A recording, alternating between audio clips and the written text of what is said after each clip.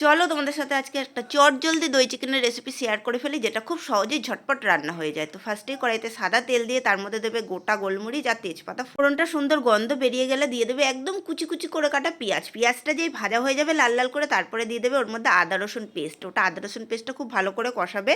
আর আগে থেকেই মাংস ম্যারিনেট করে রেখেছিলাম নুন হলুদ দিয়ে, সেটা ওর মধ্যে দিয়ে ভালো করে কষাতে থাকবে। খানিকক্ষণ কষানোর পর ওর মধ্যে দিয়ে দেবে গুঁড়ো মশলাগুলো, বেশ খানিকটা কিন্তু গোলমরিচের গুঁড়ো, ধনের গুঁড়ো আর দিয়ে দেবে গরম মশলার গুঁড়ো। তারপর আবার ভালো করে কষিয়ে নেবে মাংসটাকে। আর আগে থেকে বাটির মধ্যে বেশ খানিকটা টক দই জলের সাথে গুলে আমি রেখে দিয়েছিলাম, সেটা এবার এর মধ্যে দিয়ে দেবো। দিয়ে এবার ভালো করে নেড়ে চেড়ে নিয়ে আবার খানিকটা কষিয়ে আমি দিয়ে দেবো জন্য কাঁচা লঙ্কা। রান্নাটা হলুদ হলুদই হবে, মানে সাদা সাদা লাল হবে না, তাই লঙ্কার গুঁড়ো এখানে ইউজ করা হবে না। এবার আমি ঢাকা দিয়ে দিলাম মাংসটা। বেশ খানিকক্ষণ পর খুললাম, খুলে তারপর দেখলাম মাংসটা বেশ সেদ্ধ হয়ে গেছে। তারপর তার উপর থেকে আমি কুচনো ধনেপাতা ছিটিয়ে দিয়ে রান্নাটা আমার একদম রেডি। খুব ইজি, একদম খুব টেস্টি একটা রান্না।